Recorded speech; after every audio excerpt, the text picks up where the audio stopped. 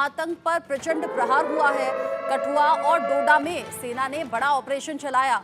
बड़ा यह search operation जिसमें सेना पूरी मुस्तैदी के साथ तलाशी अभियान में जुटी हुई है।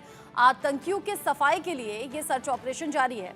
सेना ने पूरी मुस्तैदी के साथ ये तलाशी अभियान चलाया। आतंकियों के सफाई के लिए जगह जगह ये सर्च ऑपरेशंस चल रहे हैं ताकि आतंकी पकड़े जाएं या फिर ढेर किए जा सकें।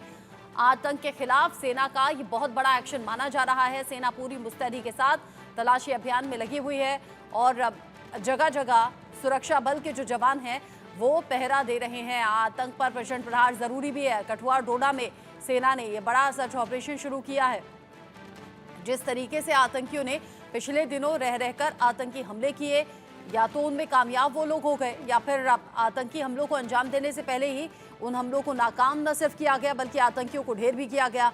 और इसी बौखलाहट में आतंकियों ने फिर से पलटवार की कोशिश की। अब ऐसे में कठुआ और डोडा में जिस तरीके से लगातार आतंकियों ने दहशत पैदा करने की कोशिश की है, यहाँ पर बड़े ऑपरेशंस चलाए जा रहे हैं। जम्मू कश्मीर में सेना का ये ऑपरेशन जारी है। टेरर अलर्ट के बीच में सुरक्षा बल के जो जवान हैं वो पहरा 24 घंटे सातों दिन दे रहे हैं, वो भी और ज़्यादा मुस्तैदी के साथ में, क्योंकि जो दहशत पैदा करने की कोशिश आतंकियों की है, न सिर्फ उस कोशिश को नाकाम करना है सुरक्षा बल के आतंकियों को, बल्कि उन्हें पकड़ा भी जाना है, ढेर भी करना है। अजय जांडियाल मेरे सीनियर कुलीग इस खबर को लेकर ज़्यादा अपडेट के साथ जुड़ गए हैं मेरे साथ में। अजय, कठुआ और डोडा में ये जो सर्च ऑपरेशन चल रहा है ये कब से शुरू हुआ है और क्या कोई खास इंस्ट्रक्शंस हैं सेना को या कोई खास जगह है जहां पर आतंकियों के छिपे होने की जानकारी है?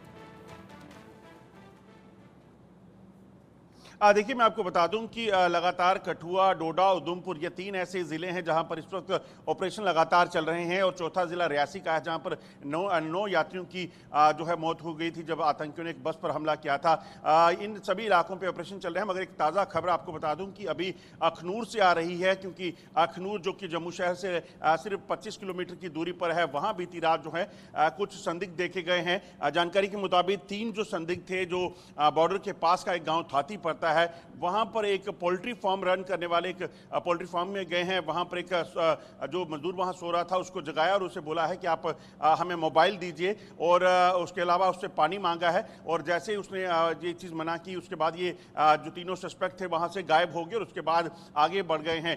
उसी के जानकारी जो है पुलिस को दी गई और पुलिस ने, सेना ने इस वक्त साझा अभियान जो है वो शुरू किया है। वहां पर तलाशी अभियान चल रहा है। माना जा रहा है कि अगर ये आतंकी हैं तो ये बॉर्डर का क्योंकि गाँव है, तो हो सकता है कि वहां से ताज़ा घुसपैठ के बाद इन्होंने इस इलाके में पहुंचकर आगे जो अपना यहाँ पे उसका टाउट है या फिर हैंडलर है उससे कम्युनिकेट करने के लिए मोबाइल मांगा, क्योंकि रात को 12:30-1 बजे का वक्त था और इतनी देर रात जो है कोई भी किसी के पास जाए या 3 सस्पेक्ट कहीं जाए तो वो साफ दिख रहा है कि वो कहीं ना कहीं आतंकी हो सकते हैं। पूरे इलाके में वहाँ पर जो है वो मूवमेंट को बंद कर दिया गया और वहाँ पर तलाशी अभियान जो है वो देर रात से चल रहा है, जिसमें पुलिस है, SOG है, सेना है, उन्होंने एक ऑपरेशन चलाया हुआ है ताकि जल्द से जल्द इन आतंकियों का पता जो है वो लगाया जा सके। क्योंकि ये इलाका जो है यहाँ से पहले भी कई बार घुसपैठ की प्रयास हुए हैं। इससे पहले भी यहाँ पर एक एनकाउंटर हो चुका है 2008 में, जब आतंकियों ने अंतर्राष्ट्रीय सीमा से क्रॉसिंग की थी और उसके बाद पीछे आकर उन्होंने इस इलाके में जो है सिविलियंस पर फायरिंग शुरू कर दी थी। तो एक बड़ी चुनौती भरा समय इस वक्त सुरक्षा बलों के लिए है। और आप जैसा आपने कहा कि उधमपुर, डोडा के साथ साथ जो अन्य इलाके जहां पर इस वक्त सर्च ऑपरेशन पहले से चल रहे हैं, वहां के बाद अब जम्मू में भी आतंकी दिखने के बाद जो है एक सर्च ऑपरेशन चल रहा है और कहीं ना कहीं चुनौतियां सुरक्षा बलों के लिए लगातार बढ़ती जा रही हैं। चुनौतियां सुरक्षा बलों के आगे हैं, आतंकियों को पकड़ना भी है। और जैसा कि पिछले दिनों अजय, आतंकियों को एक के बाद एक ढेर किया भी गया, इससे भी आतंकी बौखलाए हुए होंगे और उसका जवाब लेने के लिए, उस पर पलटवार करने के लिए ये जो कोशिश है लगातार आतंकियों के जरिए दहशत पैदा करने की वो हो रही हैं। साथ ही साथ अजय, चूंकि सितंबर से पहले विधानसभा इलेक्शंस खत्म भी होने हैं, उसको लेकर भी आतंकी क्या ये जानबूझकर एक एक करके हमलों को अंजाम देने की कोशिश में है ताकि लोगों में दहशत रहे? लोकसभा इलेक्शन में लोगों ने खूब बढ़ चढ़कर वोटिंग की थी।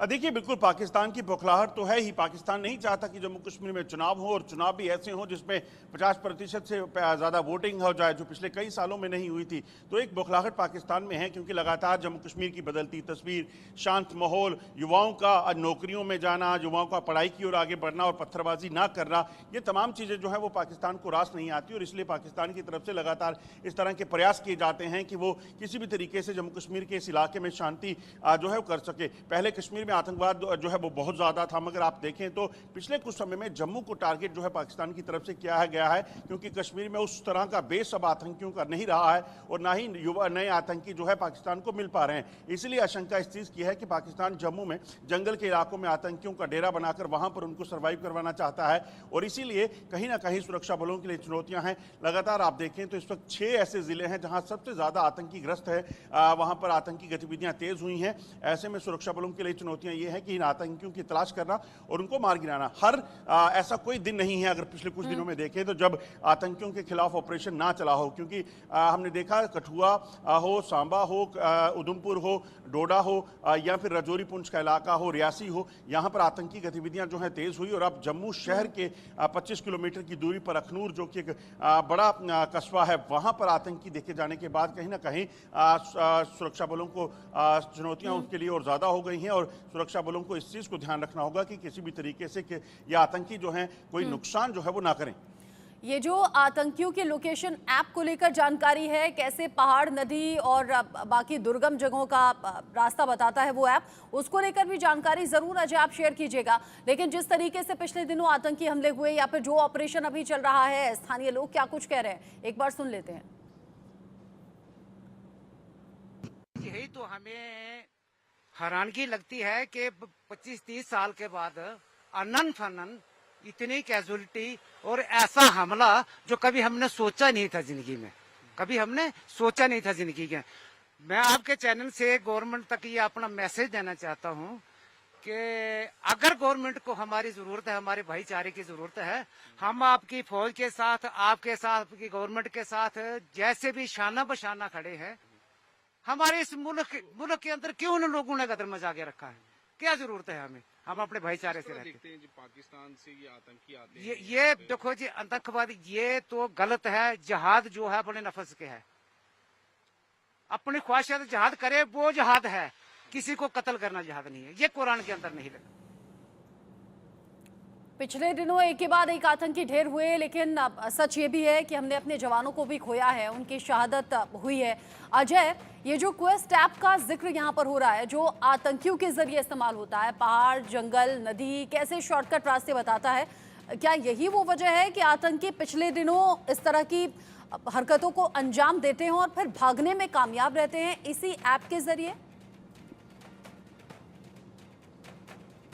देखिए एक चीज़ को समझने की ज़रूरत है कि पाकिस्तान ने पहले जो आतंकी जम्मू कश्मीर में भेजे थे, उन आतंकियों के पास उस तरह की टेक्नोलॉजी मुहैया जो है वो नहीं करवाई जाती थी। मगर अगर आप अब देखें तो अब पाकिस्तान इन आतंकियों को मॉडर्न वेपन्स, मॉडर्न जो है एमनीशंस के साथ साथ आपको बता दूं कि तमाम तरह के ऐप्स और कम्युनिकेशन डिवाइसेस दे रहा है ताकि ये लोग लगातार अपने आकाओं के साथ संपर्क में रहें और उनको ट्रेस ना किया जा सके। इसीलिए क्वेस्ट ऐप की बात की जाए या इसके अलावा ऐसी कई ऐप्स हैं जो जीपीएस बेस्ड हैं, मगर उनमें जो है खासियत ये है कि वो सैटेलाइट के जरिए जो है वो कम्युनिकेट करते हैं और उसके साथ उनको किसी भी तरह से ट्रेस नहीं किया जा सकता। सुरक्षा बलों के लिए ये चुनौतियां सामने आ रही हैं। वरना आप देखें तो चाहे वो राजौरी पुंछ में हमले हुए, रियासी में हुए, कठुआ में हुए, उधमपुर में हुए या डोडा किश्तवाड़ में जो आतंकी गतिविधियां हुई, इनमें आतंकियों को बड़ी जल्दी ट्रेस कर लिया जाता था। मगर अब जो है आतंकी इन ऐप्स का इस्तेमाल करके जो अनट्रेसेबल हैं अभी तक जो है उनको जो है इस्तेमाल कर रहे हैं ताकि यहां पर ज्यादा से ज्यादा समय तक रह सकें, उनकी लोकेशंस पता ना चलें